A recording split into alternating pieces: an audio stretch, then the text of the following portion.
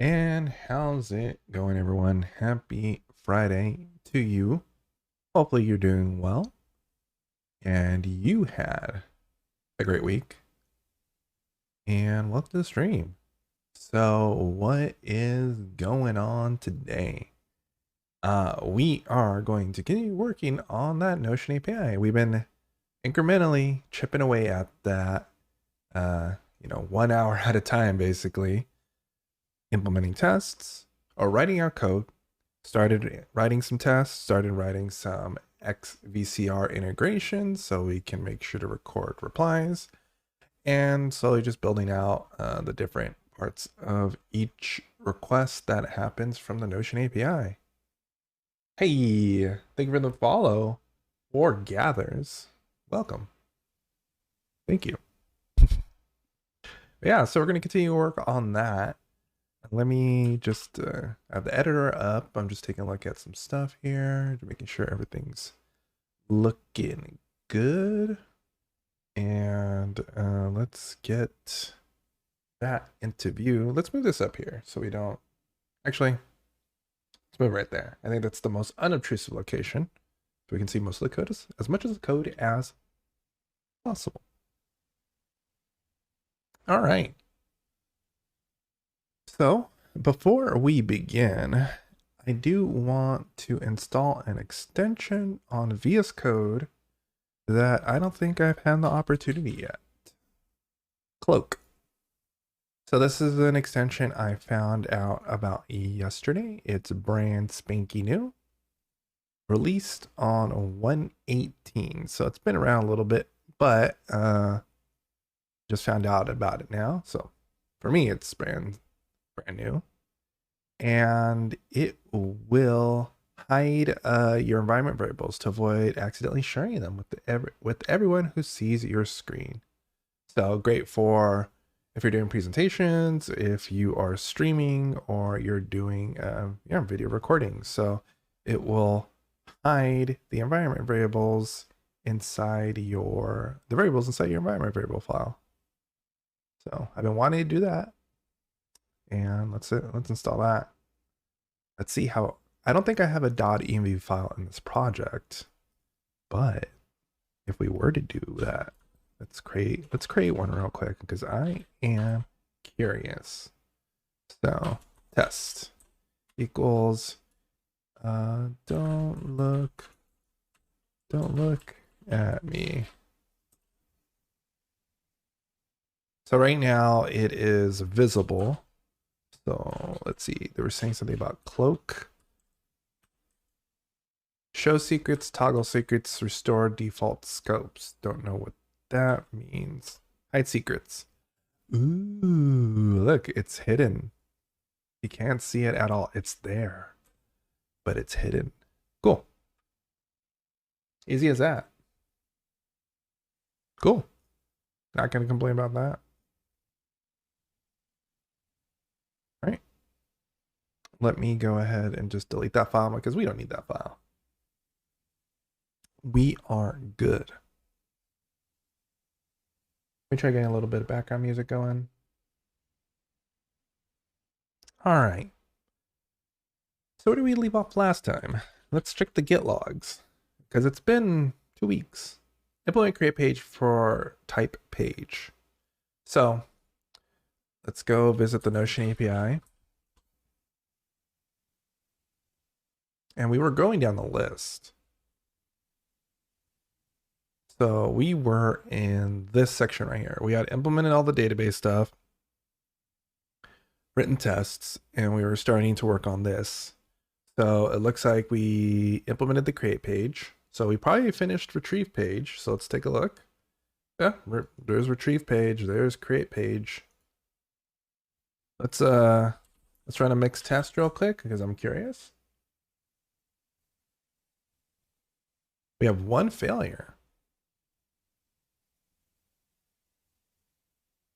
No function. Clause matching pages create page. Oh. Oh, because of the arguments. So create page we're creating a database. We pass in a parent ID. And then we default, and then we set these as default values. When parent type is page. So we had implemented creating the page.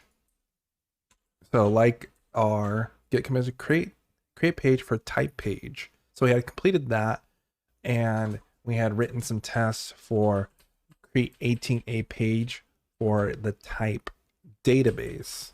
So that's what we were looking to do next, is create a database instead of a standard page for creation,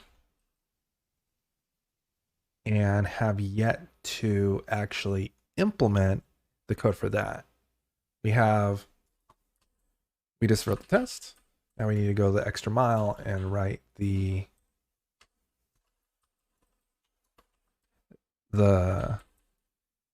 thing for database. So if I remember correctly, the motivation behind this of having two separate methods for the different types is because each one required a different set of a different way you set the attributes for the type. That's what I recollect.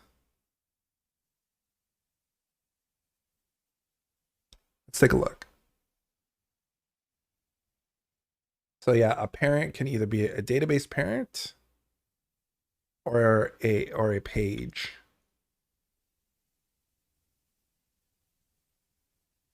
Or create page for parent. Let's update this name because it's not just type, it's parent type. So my tests are already misleading me because I had said just regular type, but it's the parent type.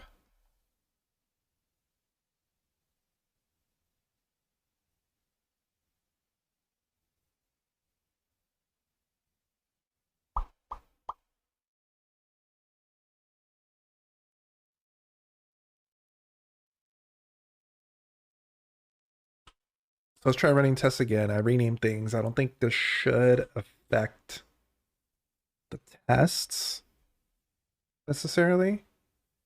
Actually, this is new code. Let me get rid of this first.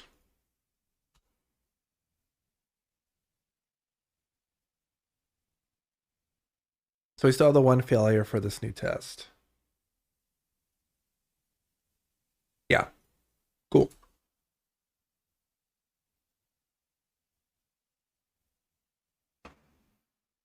All right.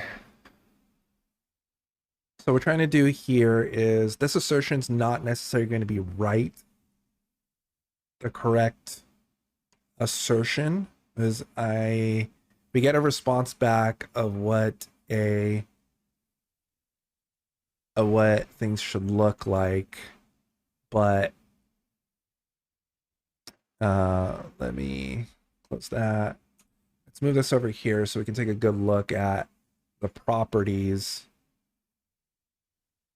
the top level response properties.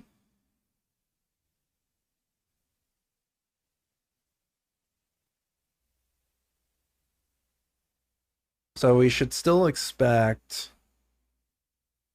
a parent properties URL. So all of these look like they are, the top level properties are still the same. The page title or the title, let's see, so parent.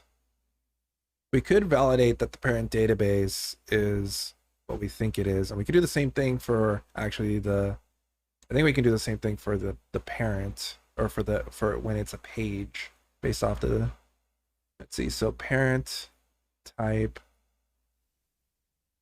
So I guess it's only if it's a page, it doesn't say the database, like what the response looks like. Let's take a look, because we have the cassettes. post create page like that.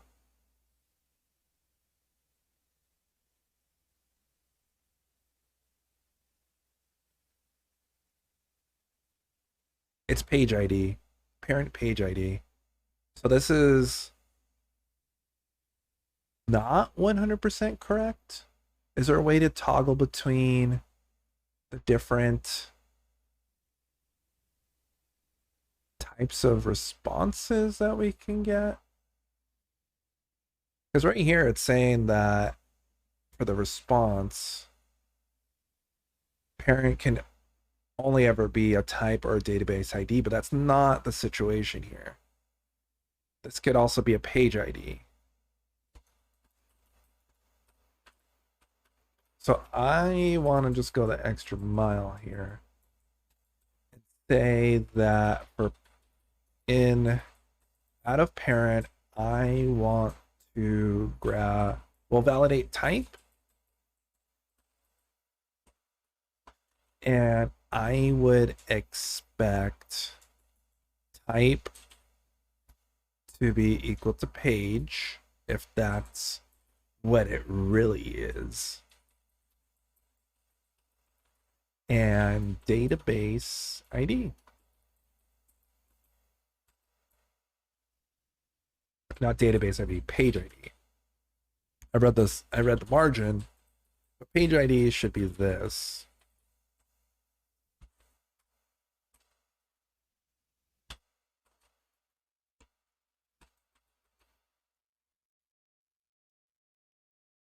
Let's see if this the IDE test runner integration works.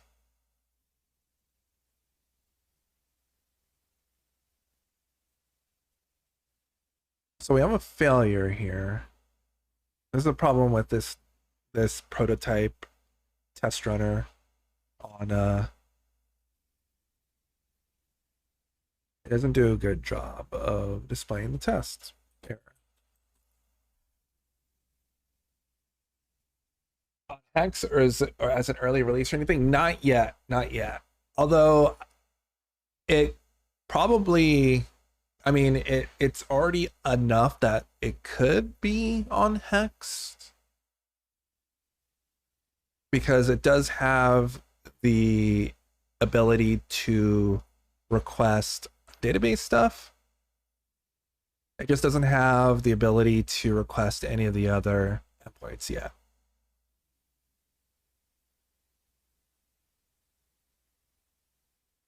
That's a good question.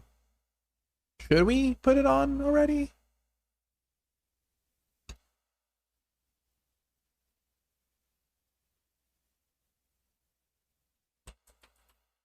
Oh, interesting. It's page ID as the type. Is that what it does over here too? It doesn't say anything about type for the parent here.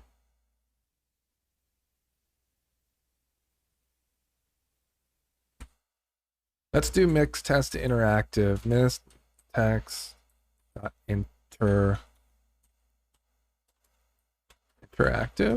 and test interactive.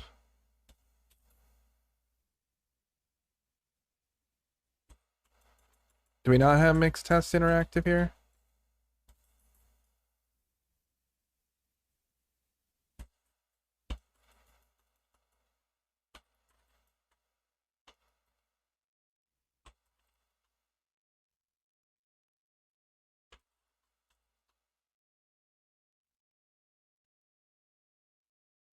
I could be mistaking my projects.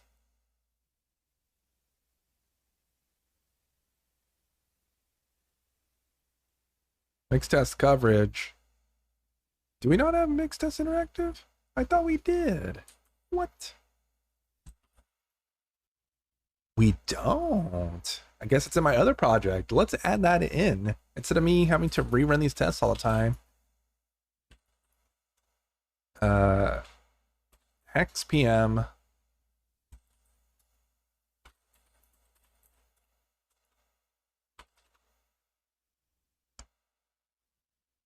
Not mixed test watch.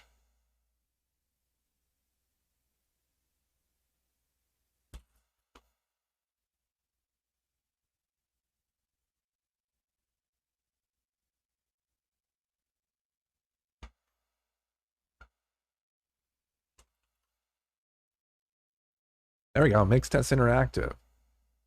So this is the library that is as much as yours. Yeah. I mean, we've been going pretty slow with this project, so there's the first time we looked at it, there wasn't any Notion APIs. But this has just been a stream project, so it's been taking us a little bit.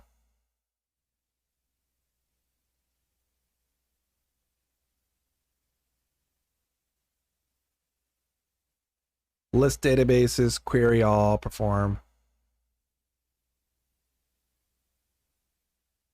Yeah, so this one is focused on database, and then it looks like there's just I guess this module is just public for anyone to use if you want to just do generic requests. Let's see.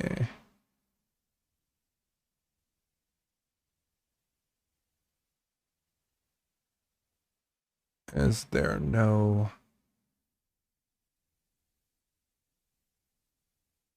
Not much in the way of guides either. Oh, there we go. Oh, you have to pass the API key and stuff like that as attributes. Ah, yeah. We're going to be setting things. We're going to be allowing you to set them as environment variables.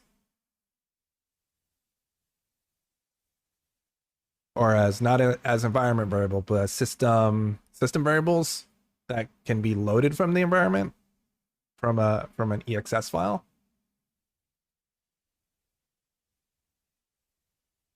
That's how we're going to be doing things. But I've been enjoying making these libraries because it's helping. Hopefully, it helps other people to just follow along and think about structuring code. Because I've been enjoying it. I've learned a lot from it. I think that's been partially my success with ramping up so fast on Elixir was building out a little library for fun. We only care about this for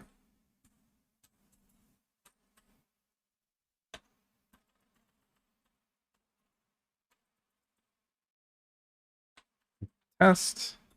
We'll argue also dev.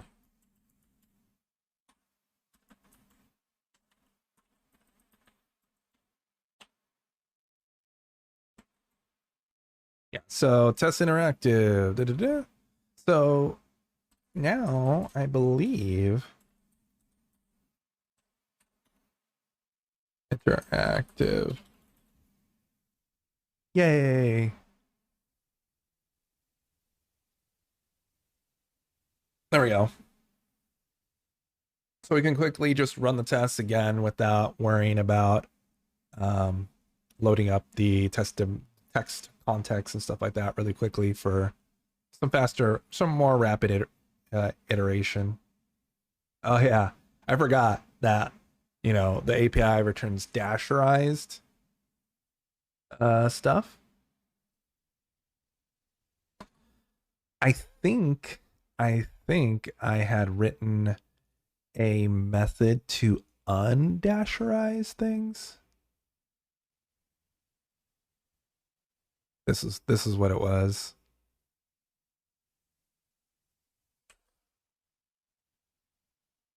It's just a string replace, but what I'm curious about doing is just saying, let's see, TestHelper. Let's see, how can we do a little helper thing here? Helpers. And then let's create a little module.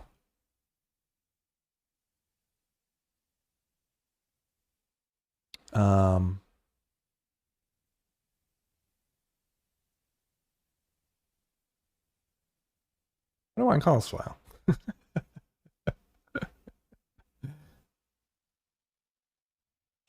Notion helpers,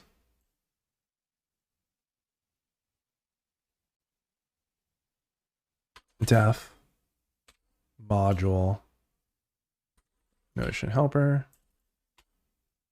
And I'm just going to define a little method here for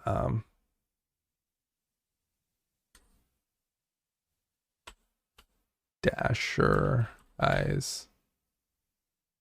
undasherize string.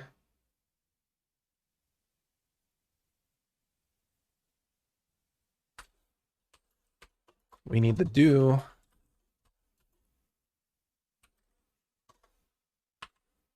So I know this is pretty straightforward.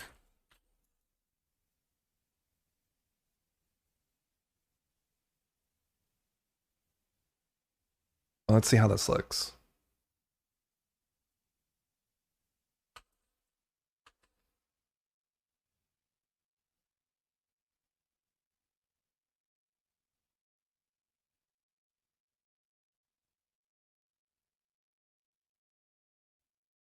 How about we do get in undasherized?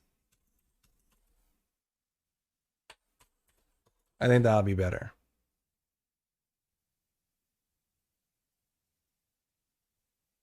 I'll do that. That.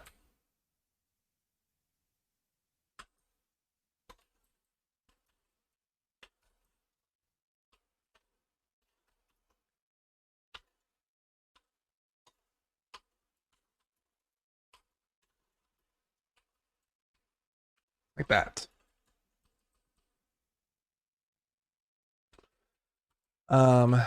And this should be there should be a map.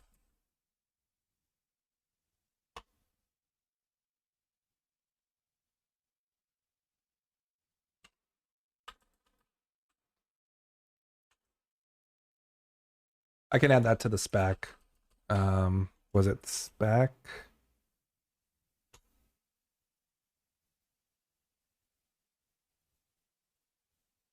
So spec is get in undasherized. We don't get a string, we get a map, and we return back a string type.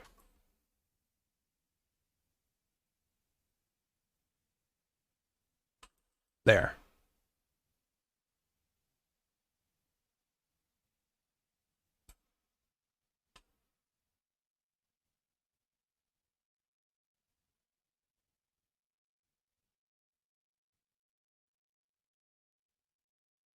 And let's test that out here. Alias.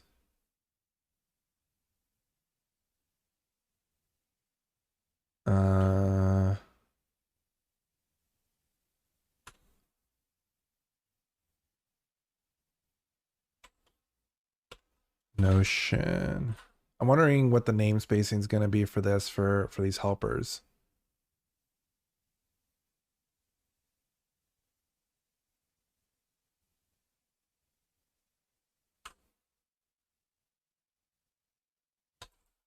The freaking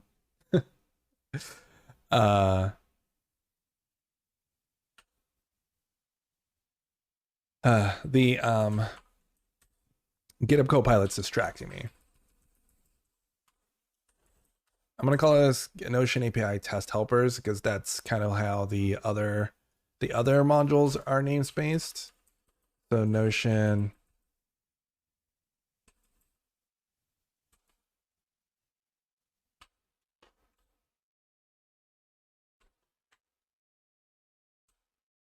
dot Notion tests helpers.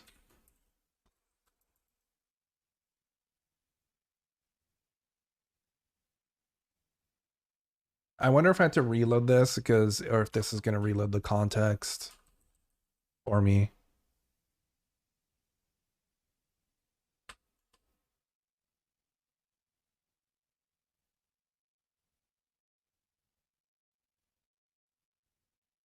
So let's test this out. So this one's passing right now because we're comparing against a Dasherize version of this. So we want response ID. So Notion helpers get in undasherized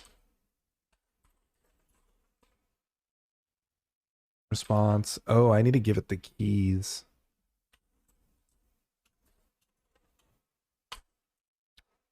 Our little method here is not complete.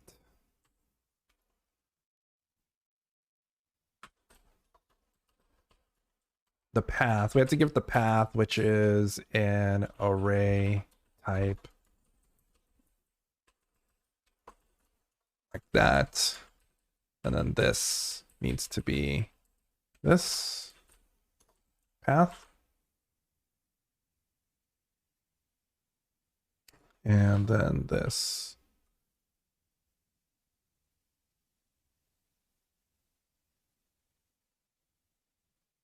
I'm not sure what this is complaining about right now. Let's see, alias, then Notion API.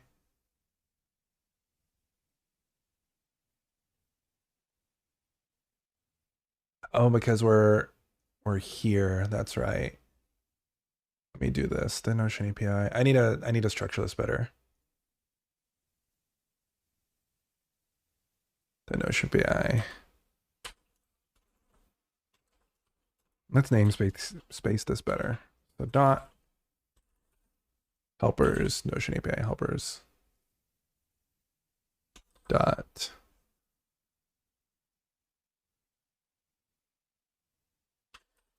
helpers Notion test helpers. Let me rename this.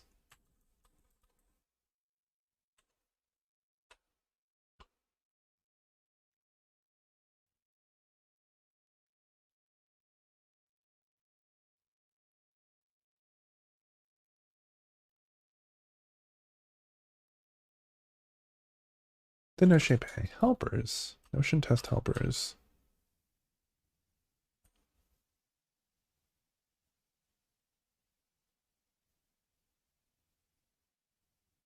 Undefined module, then Notion API, Notion test helpers is not available. Let's try running this again. Notion helpers.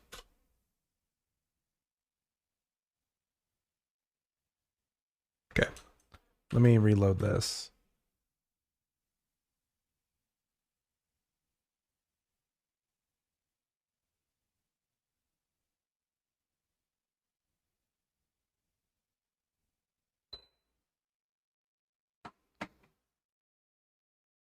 Turning on the AC.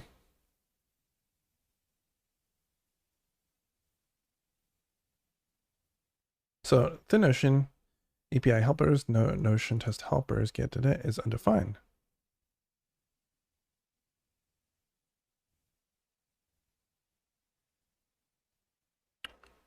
Interesting.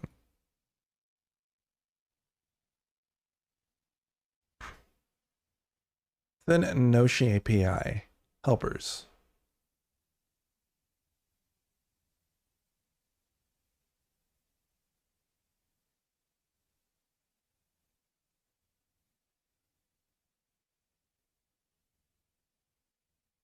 What am I missing? Okay, let me change this because I think I'm definitely missing something here. We won't scope it to that. Let's do this. Change that scope here.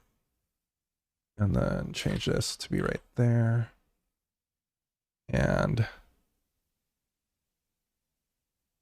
What do we get? Let me reload this.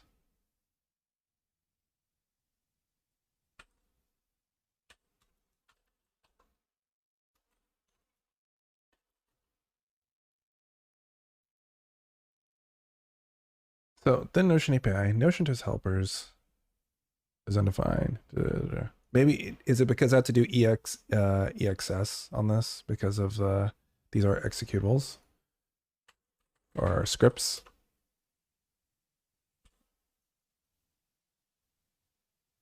No.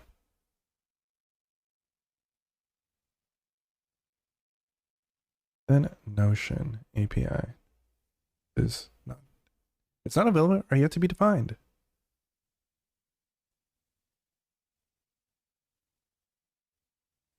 Let me move this over here so we have it side by side. Notion test helpers.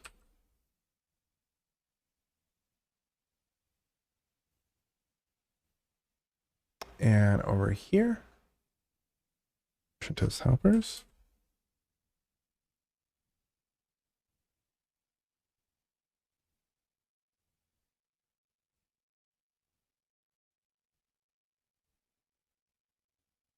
We're missing a module doc, which is fine. That's not the issue.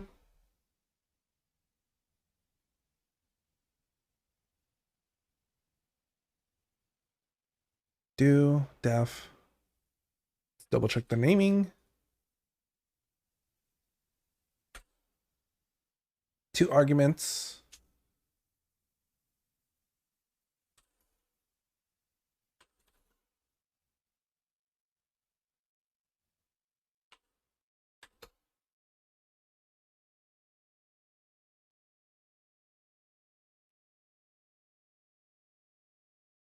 It's not available or yet to be defined.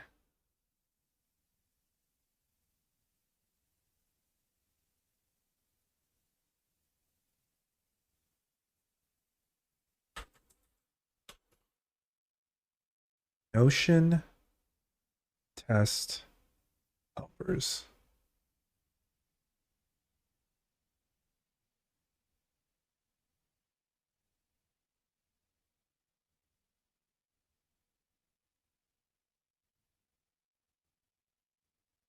Why does it not like that?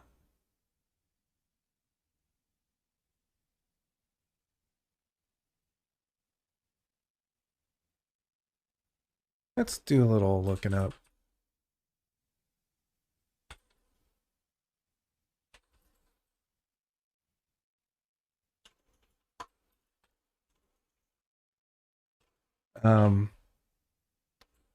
Helper. I cannot type today.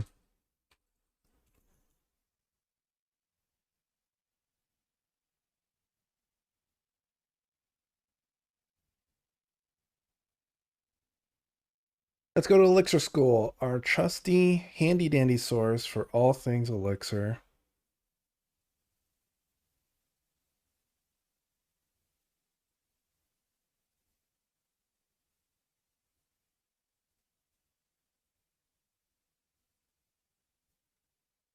Just straightforward.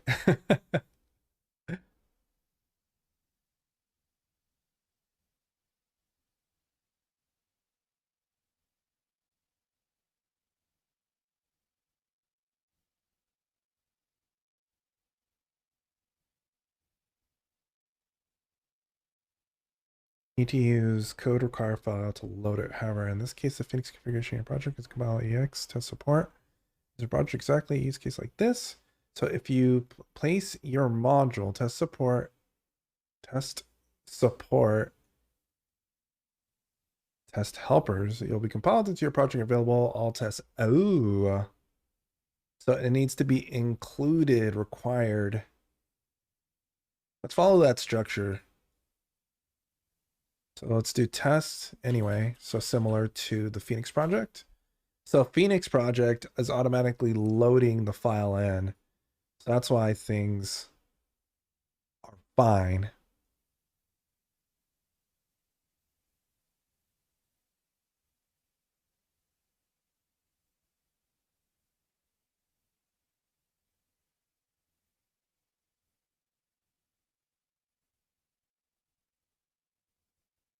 So I will need to do the same thing because I'm pretty confident that me moving it into the support file is not going to do that.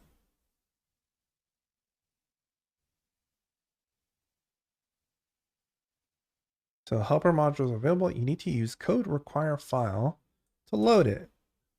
This is project exactly in this case. So then that means I need to go to the TestHelper and most likely just include it here.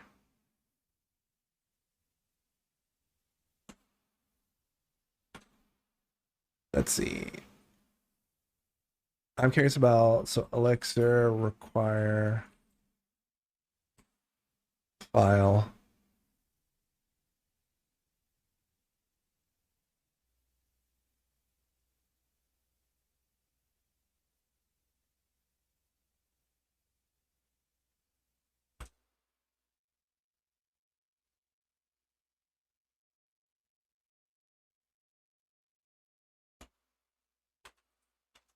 Curious about loading it as a directory. So in the future, if we end up adding more,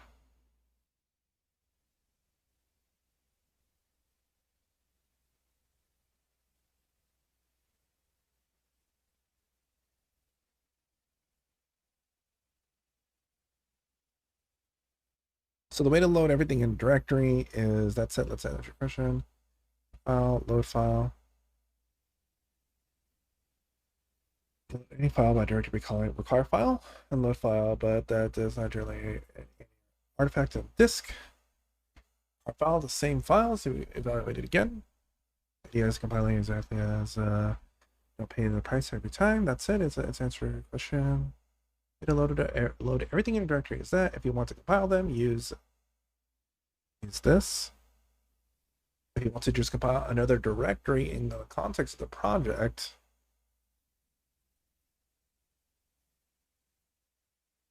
we do that.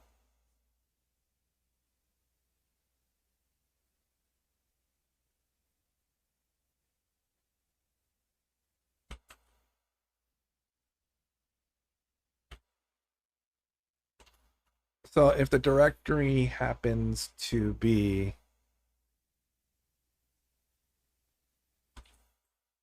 support,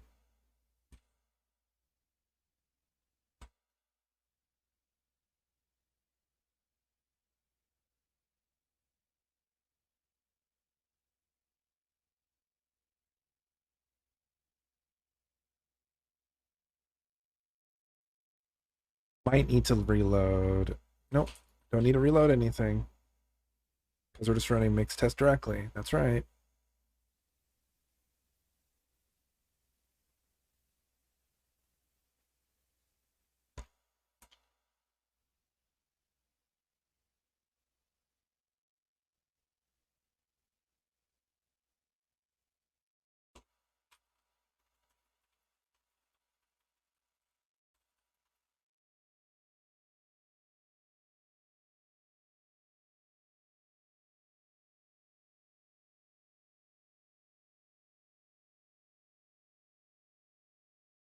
That's assuming, well, this looked for mix EXS also.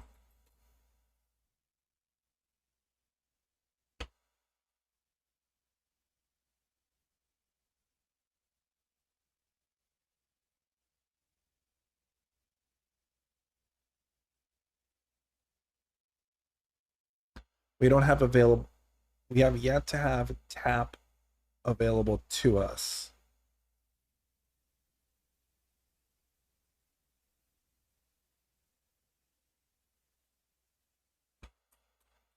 I am curious what this outputs.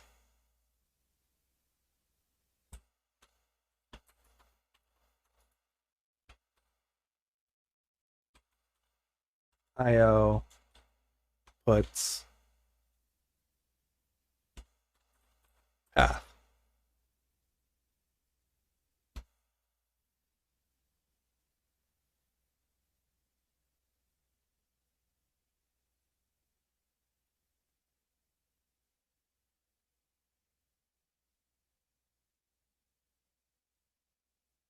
So that worked out.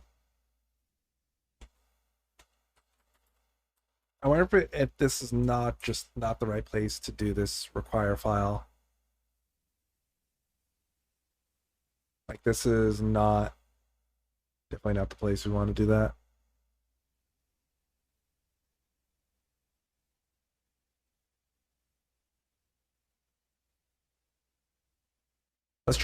Let's just try doing a use. Maybe I'm just approaching this completely wrong.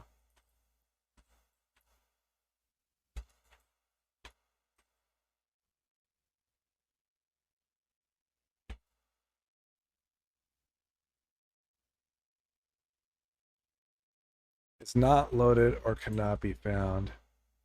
Yep, that's the same issue we were seeing before.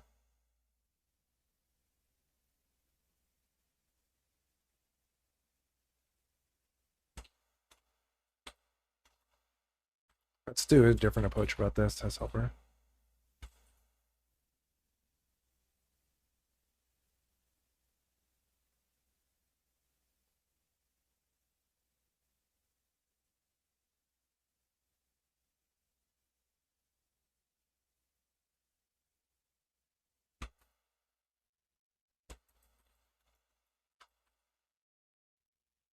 By default, text AX loads helper located in app.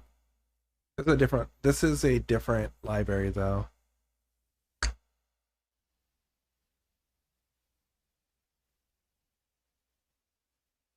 And this is the question I had.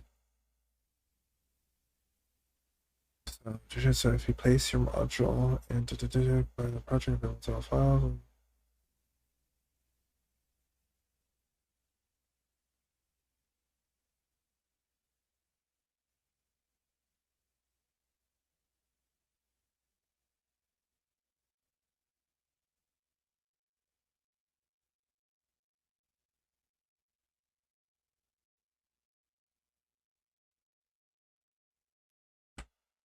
Let's do a different approach.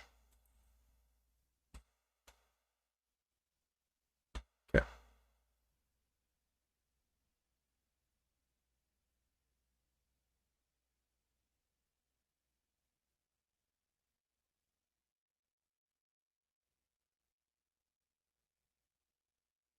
XUnit. Let's just look at the XUnit docs.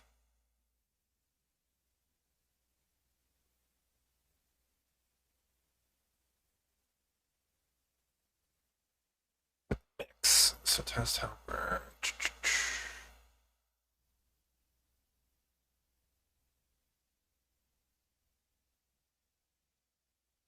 Pages, no.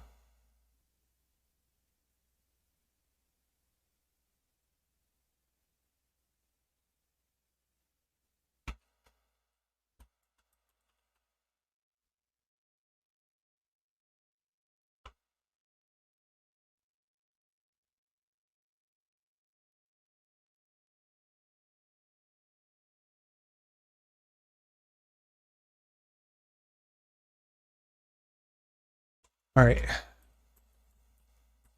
Let's just do this then. See what happens if we do this.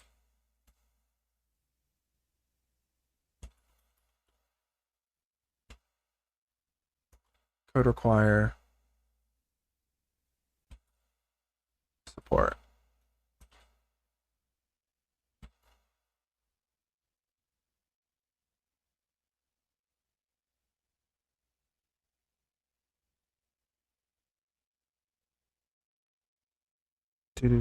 So code.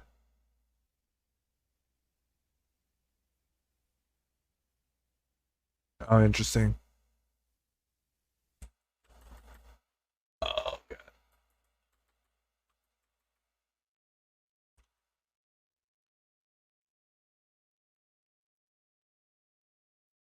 So we're using XUnit. Let me go XUnit.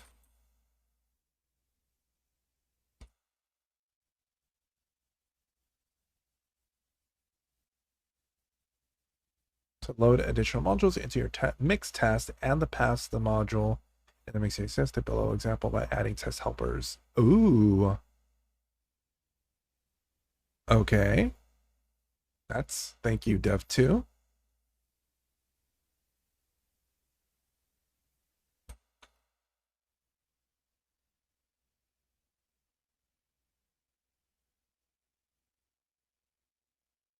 Then all the modules defined under test helpers will be available. Okay. Let's try that. Yay. We found a solution. Oh, well, we haven't yet found a solution.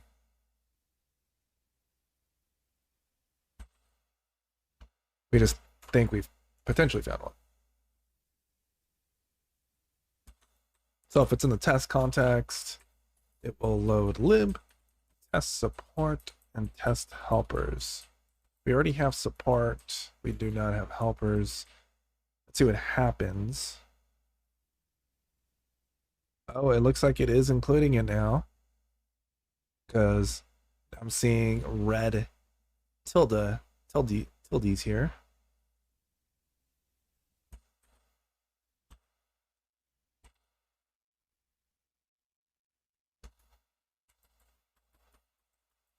And string is not needed here.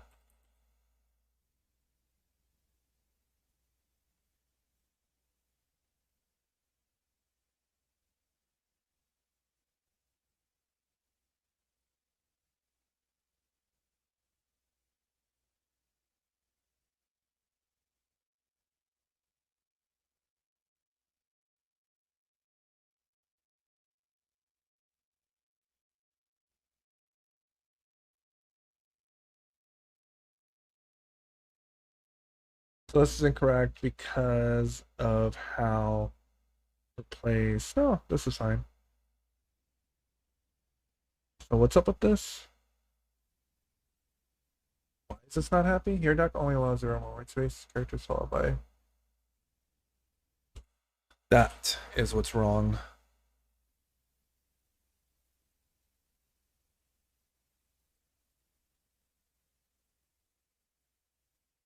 Getting is a module level thing. Unless it's angry about. No. Getting's 2 arguments.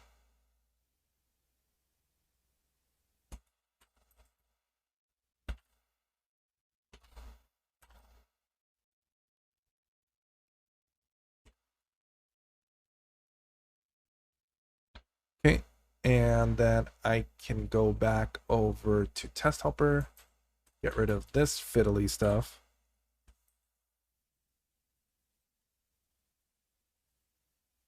Test support, motion helpers, undefined function, get in. Really?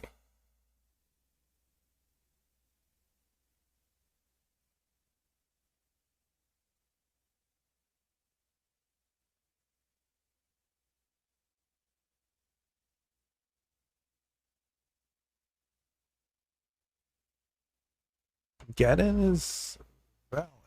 It's a valid, wait. I get it. I get it. I get it. Yes. Yes, we were wrong. We didn't update this to do chaining.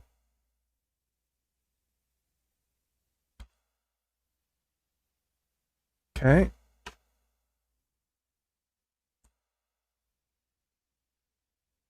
We're fine. We're fine.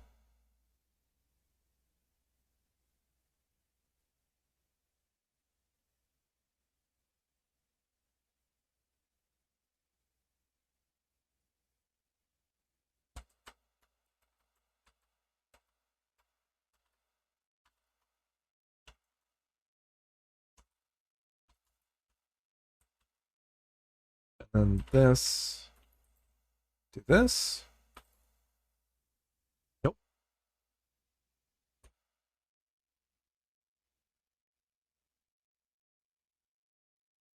Undefined function, notion API test helpers, using a private function. So yeah. Let's switch that to an alias again. Actually, let's go back.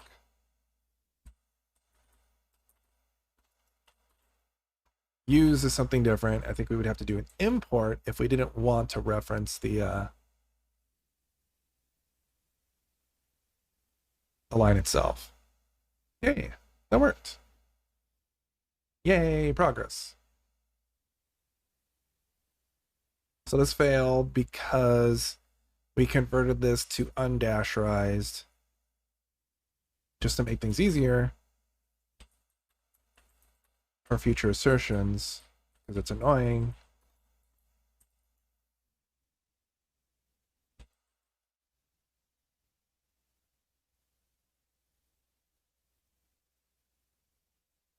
Like right here.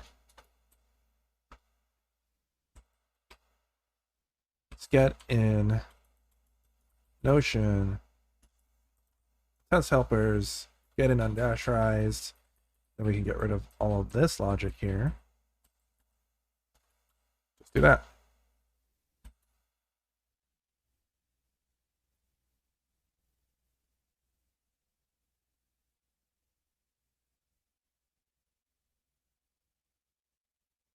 Create page, create page.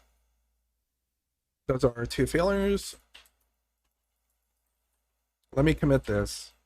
So I made some changes to the mix. So we updated the mix config. We have mix lock because of test interactive. We added test support. And we made changes to the database. Test, then database. We won't commit what we made to the changes we made to pages yet.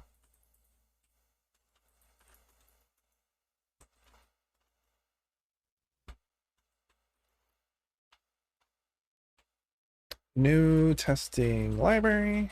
That's new testing lib. And include and create include new helper. Cool. It took a little bit, but at least now if we were to create other support helpers or anything like that, it's not gonna be a problem. It's gonna load them in if they're in the directory. Don't have to figure out how to individually include stuff. So yeah, went on a little bit of an adventure, but now we learned how to include files on a path explicitly, so we don't have to worry about that later. Very nice. I call that already a win for today. All right, so now that we have that, alias, then Notion API, test, Notion, test helpers. So this is going to be Notion test helpers dot get in underscore undasherized.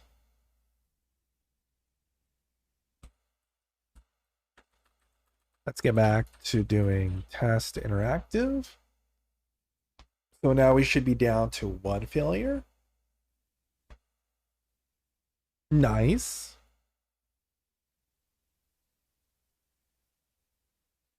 And then so we validated the shape of the data for when we are creating a page with its parent page as page. So now want to do the exact same thing, but for database. So we want to assert that the parent type is database. I'm hoping that it's database ID because that makes more sense to be consistent, but we will see what that ends up being. I'm not even sure if this request is going to be valid because this is not a database. This parent is a page. It's not a database. This has the parent. It's a page.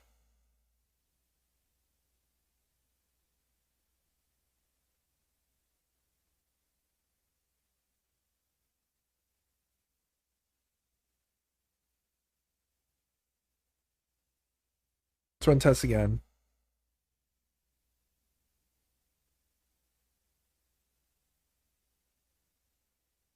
Attempted to call, but failed.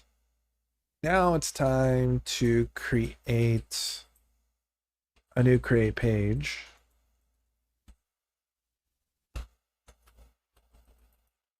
I think instead of doing this when here, I am going to replace this with page. I'm gonna hardcode database like that. So the first argument's either going to be page or database, and we execute these different functions accordingly.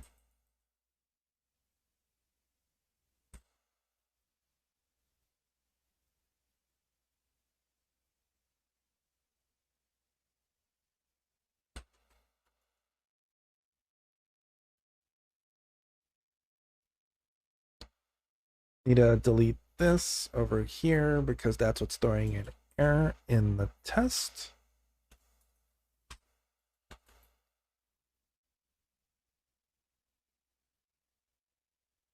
Finish multiple times.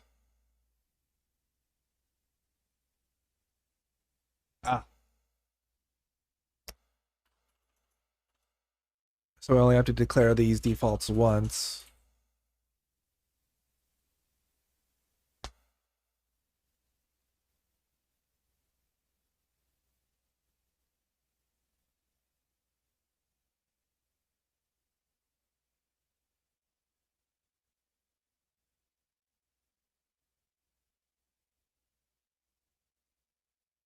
And then we're getting a failure because it attempted to do a request, but the request failed to succeed. I doubt that we're actually, formatting the test properly.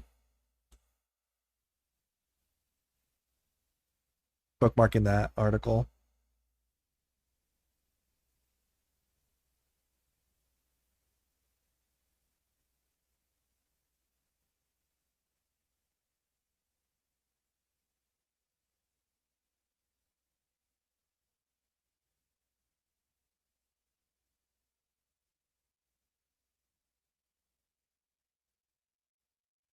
All right, so if we were going to create, so we'll need to create a set database parent.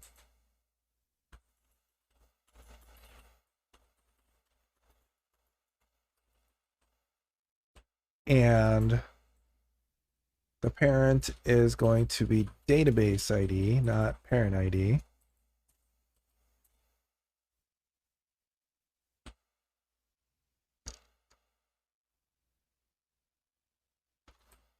That's going to move here, so it's database.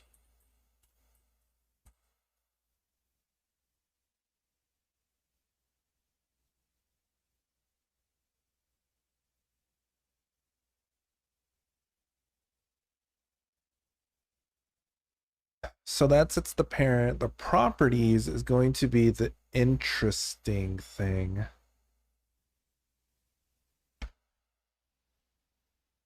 I think when creating a database, the name is required for the property, I think.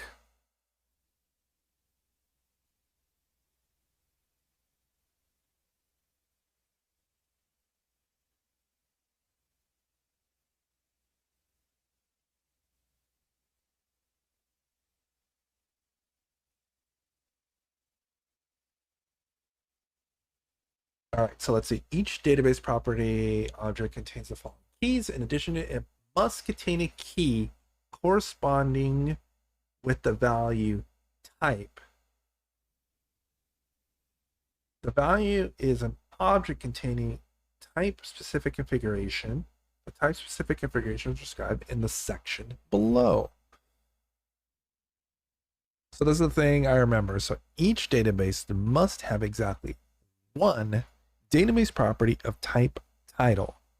This database property controls the title that appears at the top of the page when the page is opened.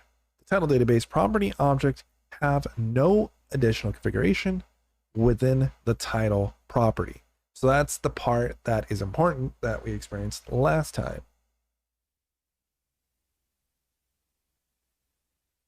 When we were creating the databases.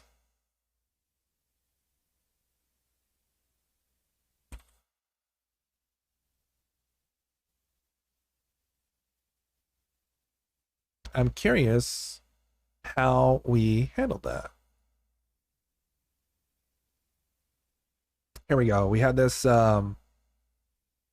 set properties.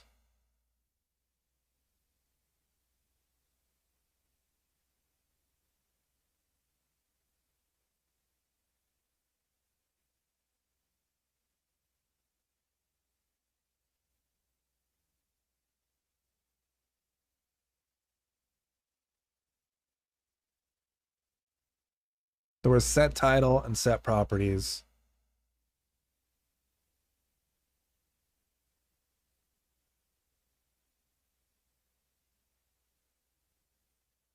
I think I made the title a top level attribute separate from the properties to make it abundantly clear that you must have a title. So let's do that again.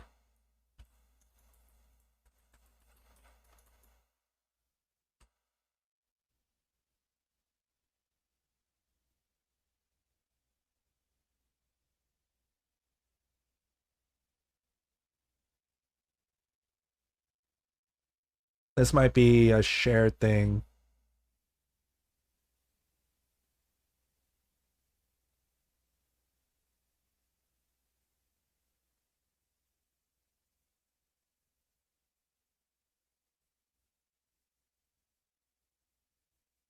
I don't want to approach this.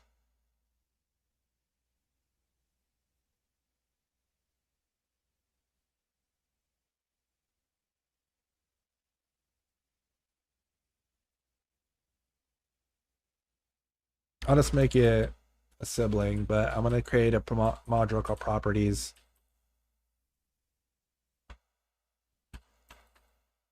Def module, then Notion API properties.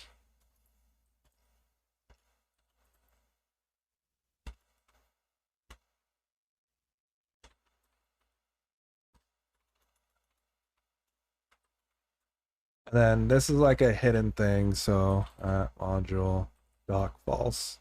I don't want this to show up. This is like an internal thingy. And I just want to relegate the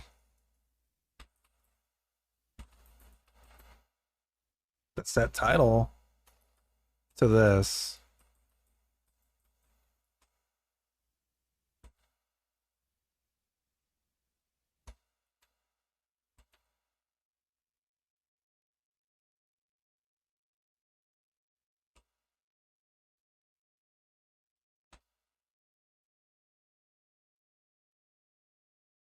So alias the Notion API properties.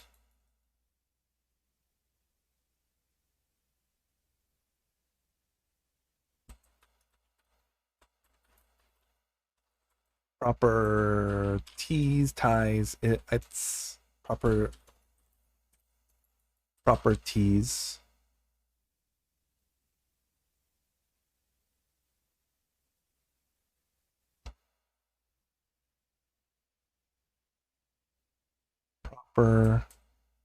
Properties, then Notion API properties. Save that.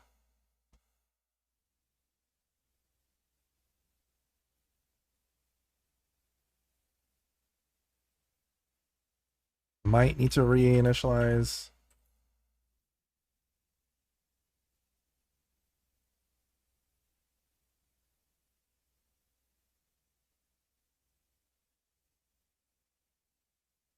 Yeah, okay. Maybe.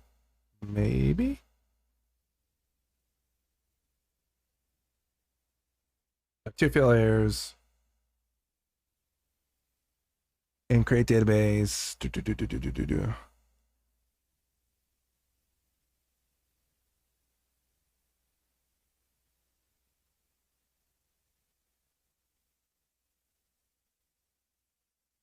Oh wait, duh. It's set to private as I did a straight copy paste.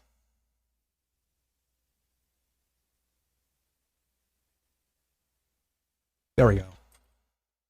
Now things are making more sense.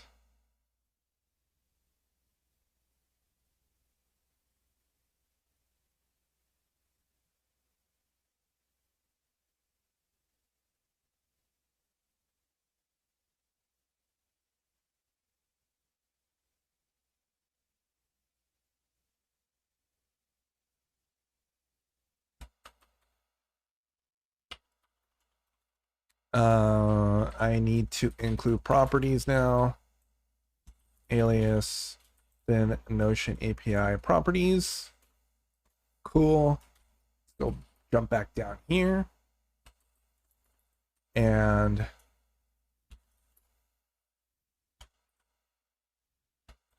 properties, set title, title.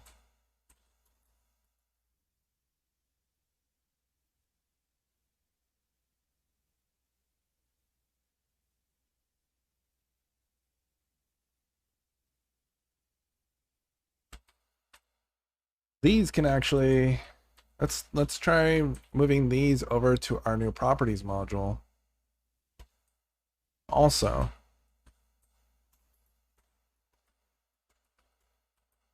we might end up renaming this thing too.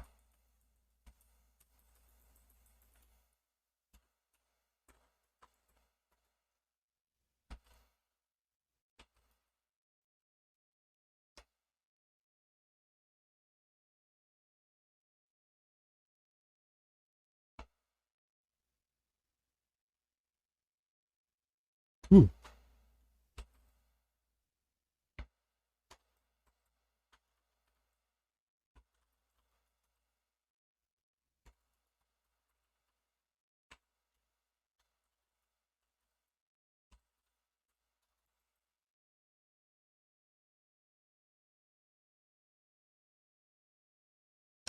What other things in the original database implementation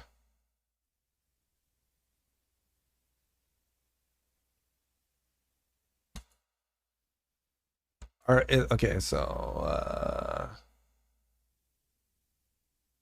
close that. I need the database test.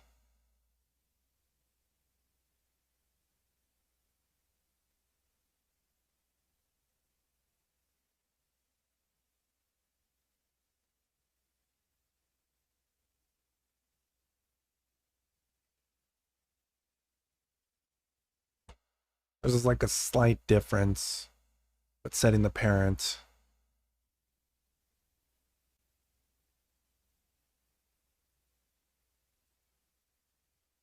I was hoping they were going to be the same. Setting the parent between the database call and the property call. But that doesn't appear to be the case. It's not 100% consistent.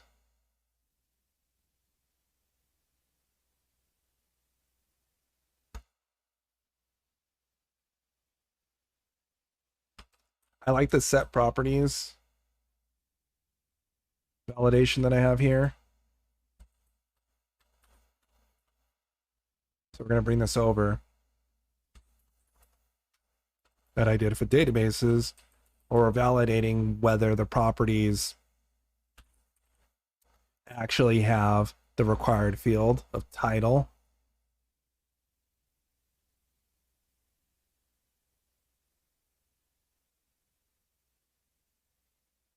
Title's not needed for the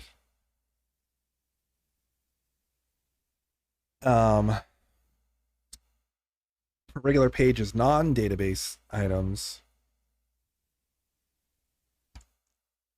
So maybe we will scope this to be like set database properties. And then over here,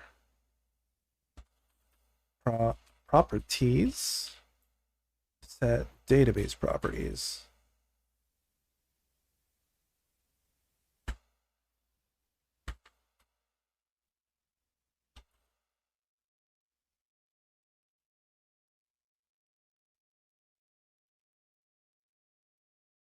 So we're still down to the one failure for creating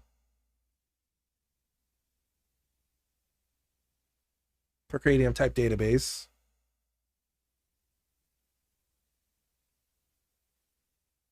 I'm gonna go ahead and commit this change.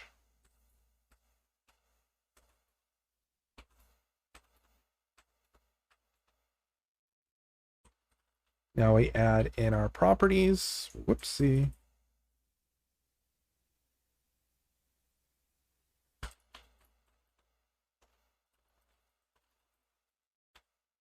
Add in, so create new properties.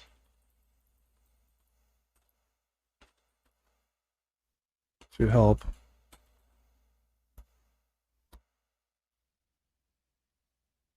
that help as dependency to help manage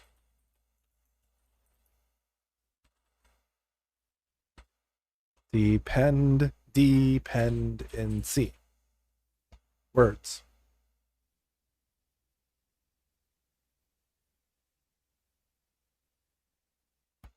So now our database is being created. We're specifying and setting the parent. We're setting the title. This set properties can now be our new handy dandy one. Set database properties.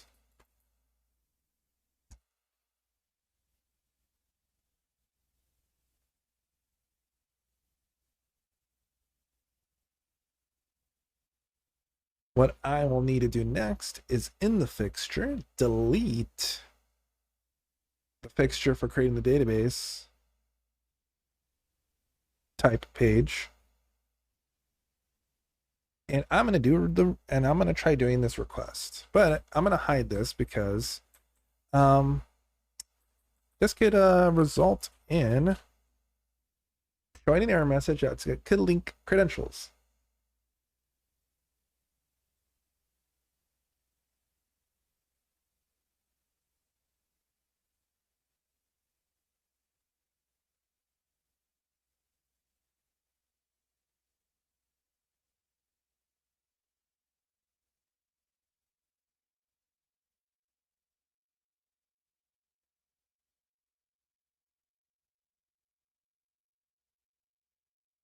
So it couldn't match on create page. So it's erroring out. Couldn't match on create page. Oh.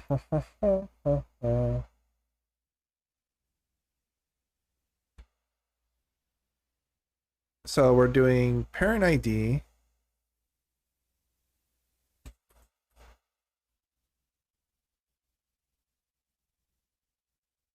Pages test. We did change this a little bit because we did add title to this.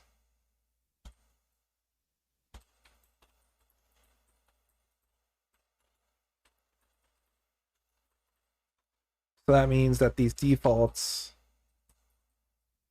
are off.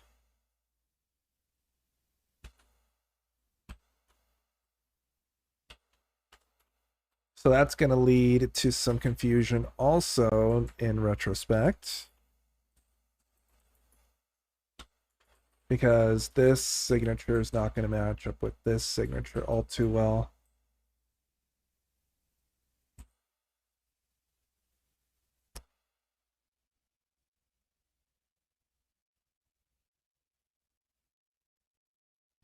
Yeah, that's what I thought. So we shouldn't allow for you to specify a title, but we will validate that the title is there.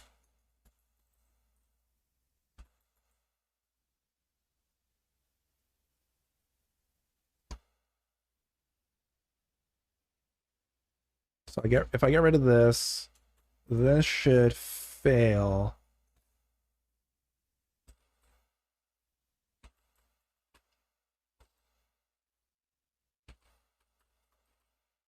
I'm going to create a new test here.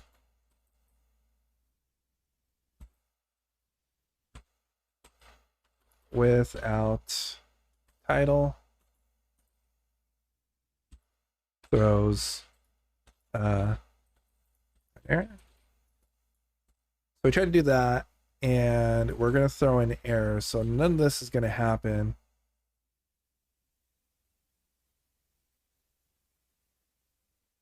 And let's just see. I forget. I can't remember off the top of my head how we assert failure.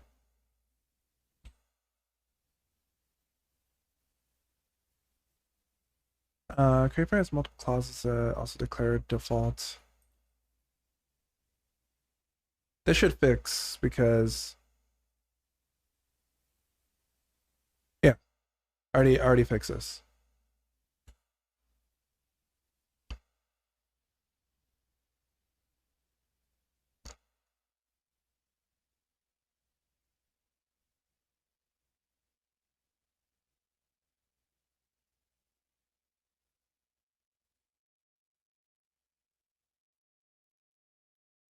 Oh wait, let me follow this documentation title exactly.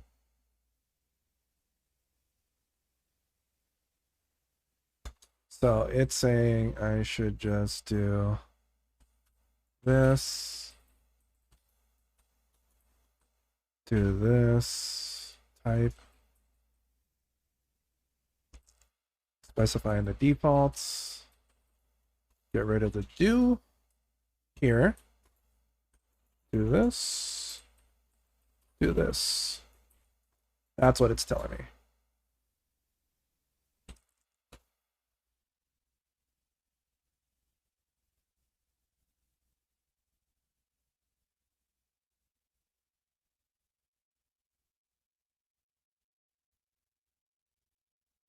So we get a runtime error, exactly what I was expecting.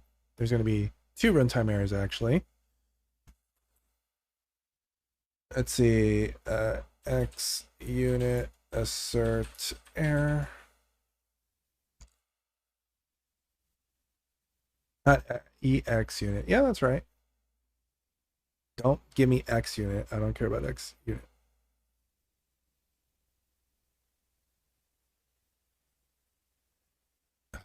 Elixir.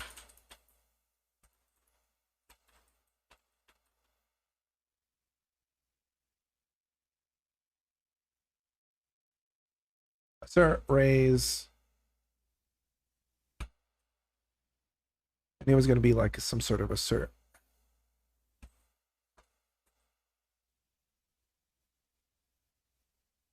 And we know what we raise. Standard, I think it's just a standard error.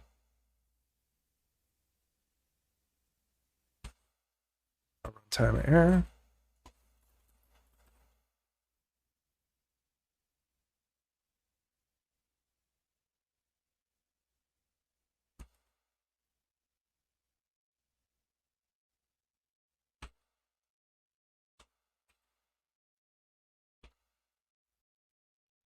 And we're getting close to the end of the day. For today.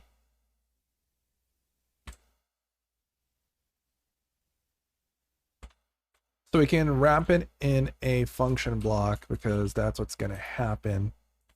We're going to be calling it and it's going to execute and then it's going to fail. So I want to bring that into this fold here to make things easier with the assertion. So we don't care about the response coming out.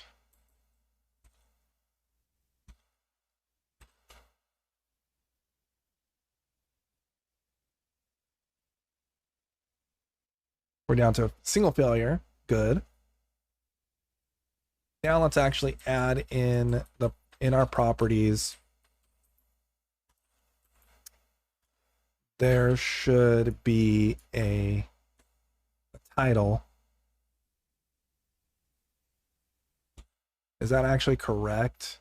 What our little code spaces are not code spaces Copilot did for us? So properties, name, title.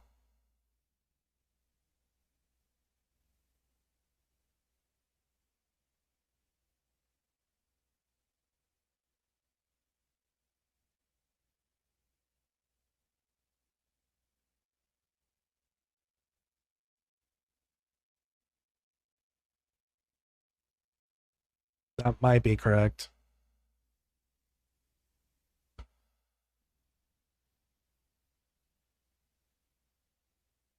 Type text.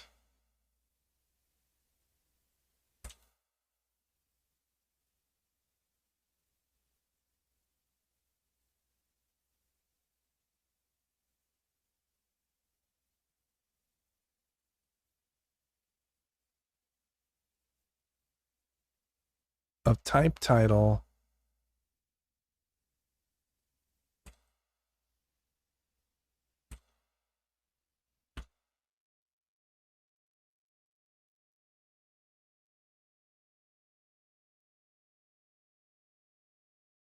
I don't think this is what it should be. So after we get this passing, we'll call it a day for today.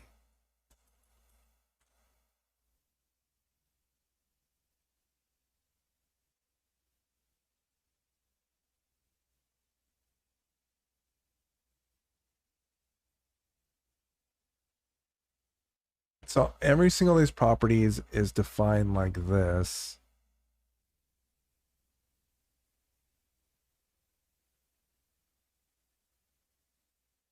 And the value of the property values.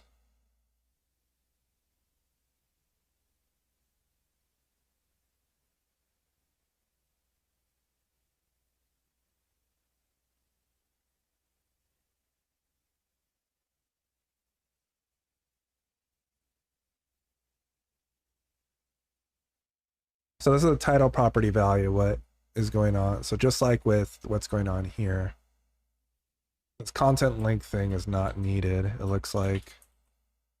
I'll try getting rid of that. But it is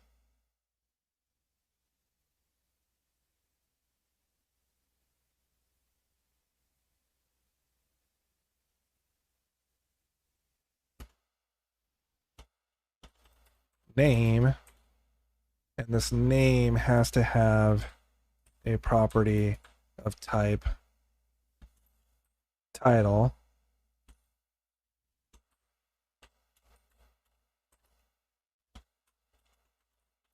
And I'm just writing this, even though we have a helper, I want to write this by hand just to make sure that my assumption is correct.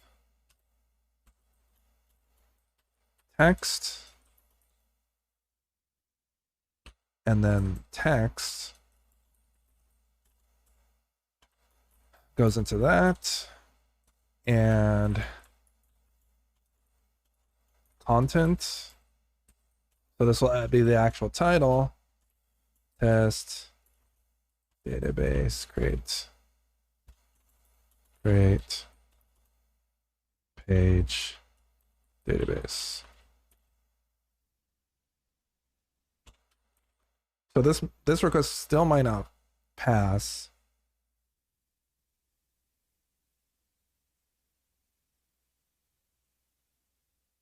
So I'm going to hide my screen because the child is still not a database. Got to fix one small thing. I forgot to add a % next to my curly brace.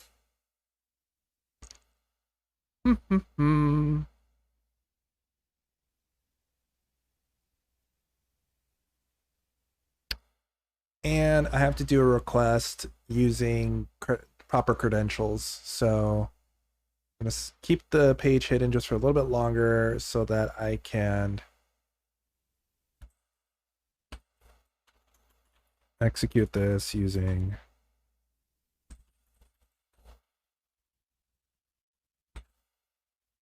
proper credentials.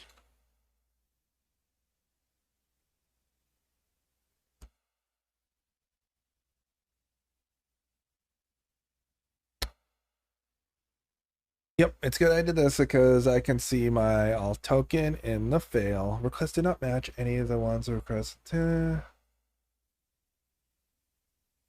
Delete this.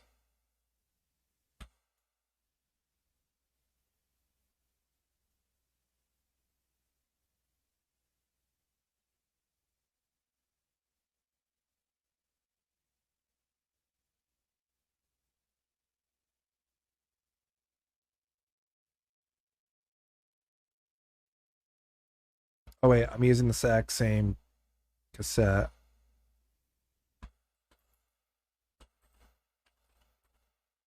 For 2 different tests.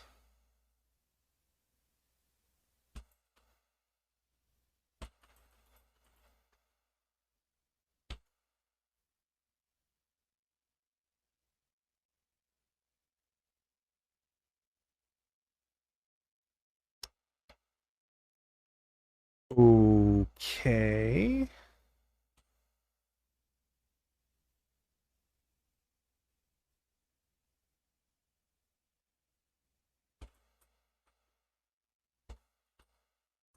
Give me a second. Something failed. I don't know why yet.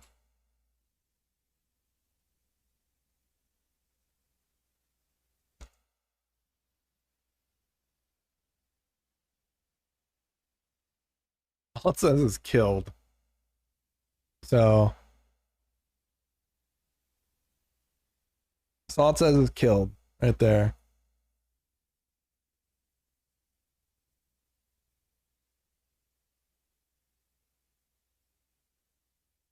So there's the request.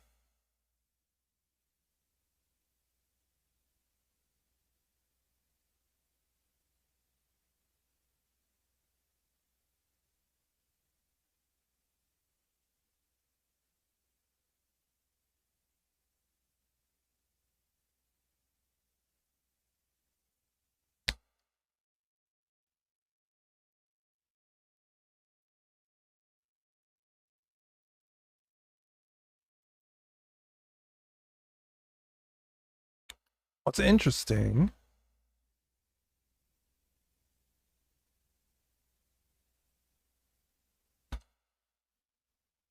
yeah, so why does it just say killed?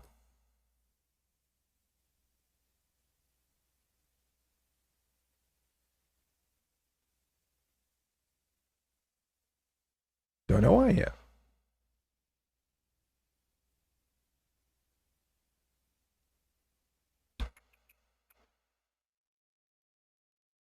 It has to be maybe the way we're specifying the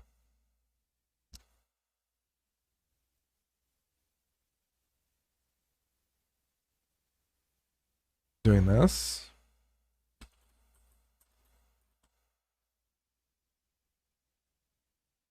Let me run that test again. Yeah, it just says killed. What I'm going to do here is I'm going to do Doppler. So I'm going to just run the library directly. ix-s mix. So we can get this in the command line and play with things. So what I am going to attempt to do, maybe it's airing out because this isn't a valid database. So let's give this a go. I'm going to copy this request here. And then Notion API pages create blah, blah, blah, blah, blah, blah. And I am going to hide my screen real quick just in case it leaks any credentials again. Yeah, okay. So that was the issue. See, could not find a database with that ID, and that's because this is not valid.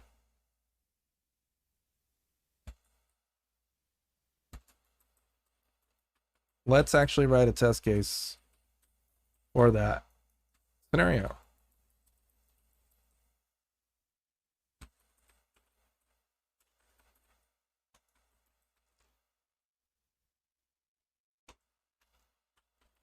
Want to assert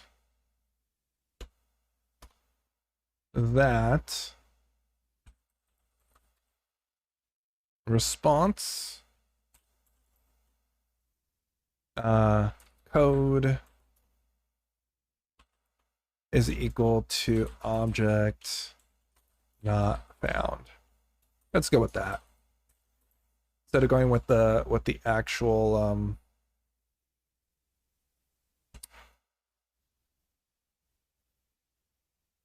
what do you call it? So going with the actual like text, because text can change. I'm expecting that the code will not change.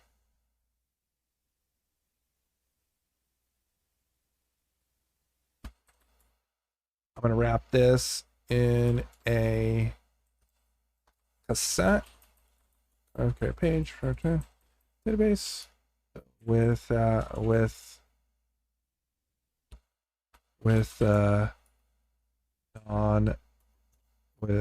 non-valid parent ID.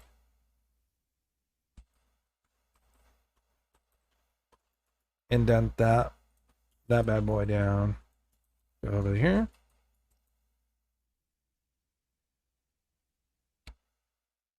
Okay, let me hide my screen and run that test real quick.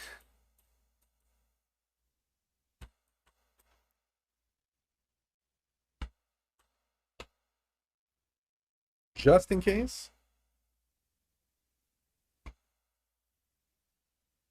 Let's see here.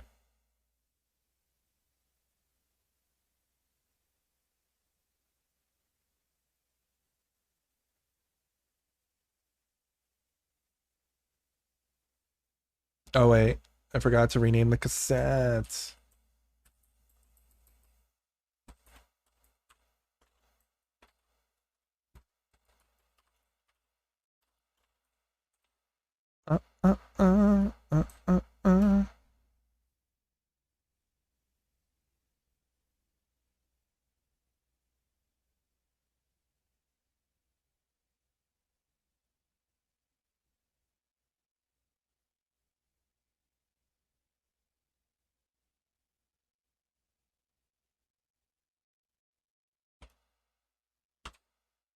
Interesting.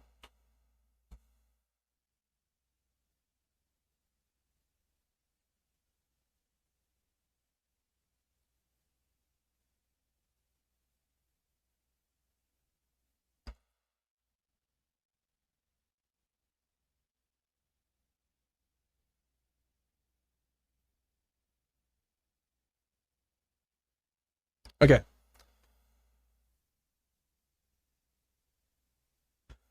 So properly asserting the failure here, need to work on the failure or to get this to pass over here. I'm gonna wrap this in a new cassette for the one that should pass. Post create page.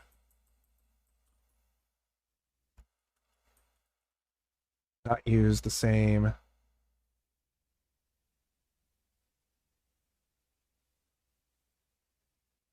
And we need to give it a valid database ID for the parent. So let's go over to our test workspace.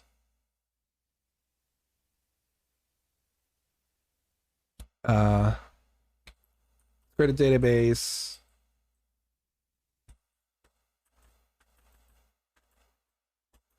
Table, we're not going to do it inline, or I guess creates table inline this page.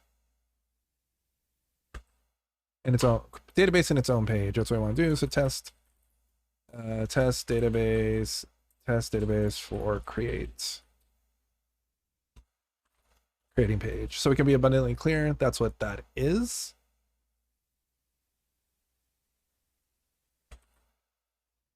So I have the ID. There it is right there. Test database for creating the page. Put that there. We expect that ID to be there.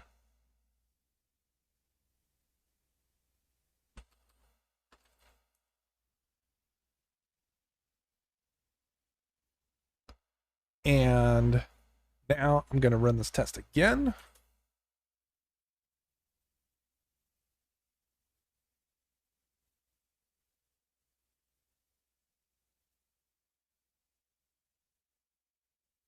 And we get a failure coming back.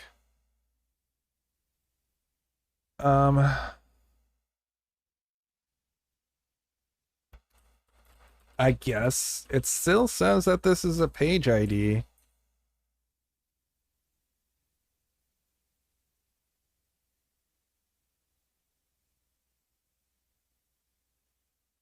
Awkward.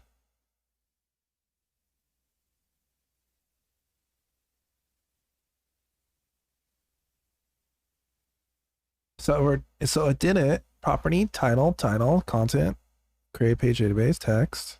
Uh-huh.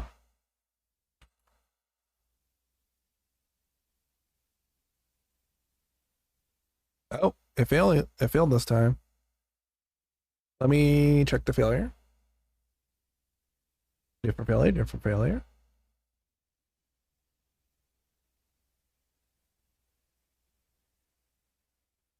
Properties. Oh,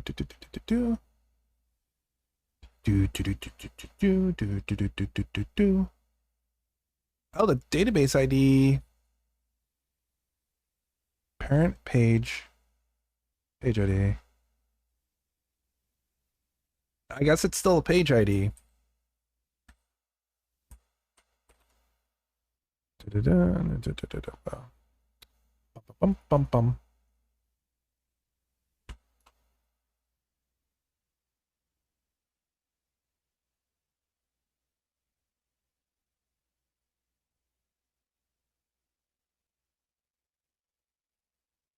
Wait, what?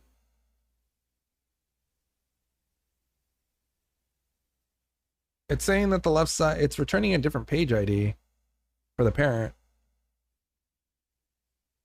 for this test. Create page type. Oh, because we're using the wrong cassette. Type database. Duh. We've made this mistake multiple times already.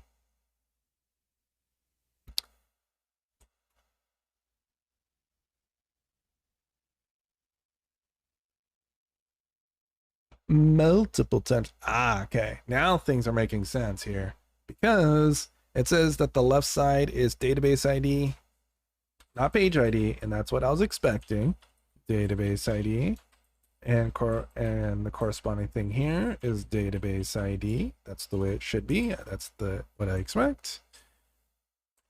Let's do our mix test.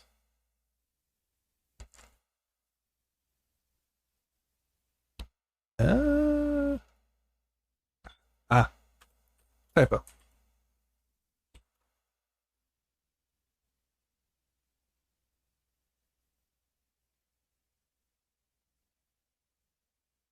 And there we have it. We have a passing test for creating the page, and the page should have successfully gone through and actually been created. We can sanity check this by taking this exact code here. And there it is, actually, right there. There it is. So we can actually see it went through and created it. We are using XVCR, so we've stubbed the request. So it's not going to actually produce the request again and see a bunch of these different ones, but it's there.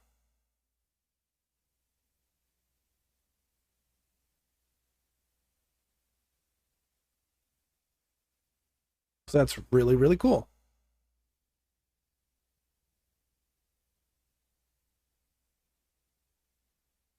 And this is the actual request, and the response is right there.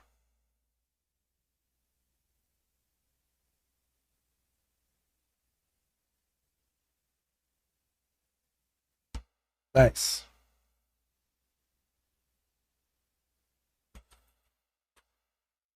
I'm going to go ahead and run this in the terminal real quick so I can copy it as part of the doc headers.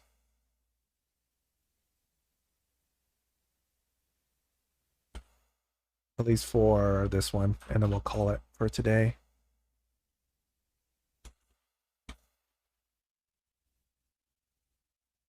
Create a page inside of a database.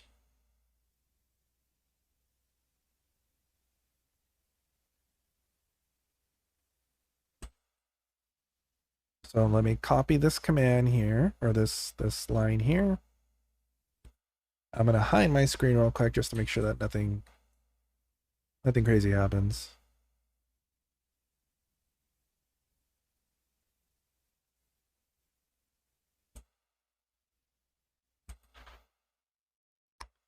Forgot to then Notion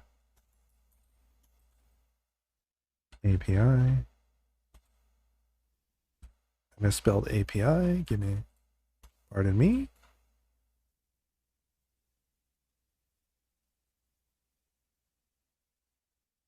Alrighty then.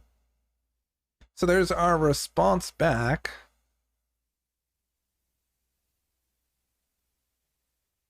So what I want to do here is replace this with our example called call.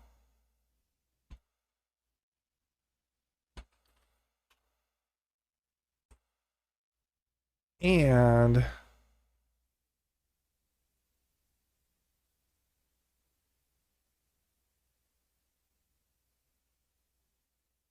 our example response back.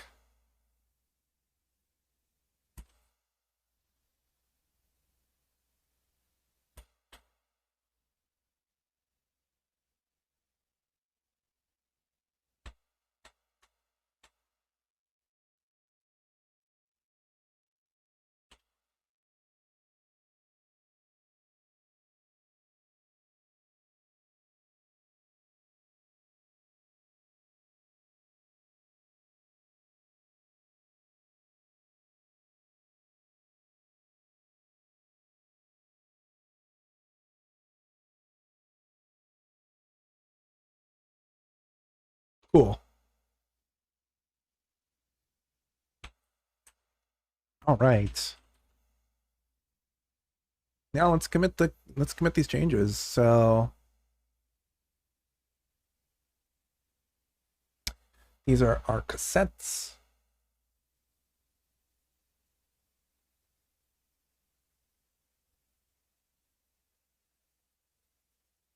And we created a couple new tests.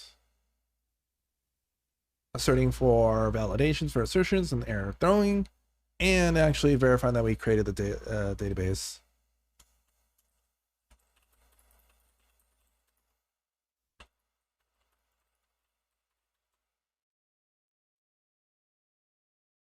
So we started the stream. Whoops, I wanted to add these as items to this. So we'll just amend the commit. So we started the stream with having to create the database, or implementing the function for creating a database page. We ended with doing that exact thing, but along the way, I figured out a couple things.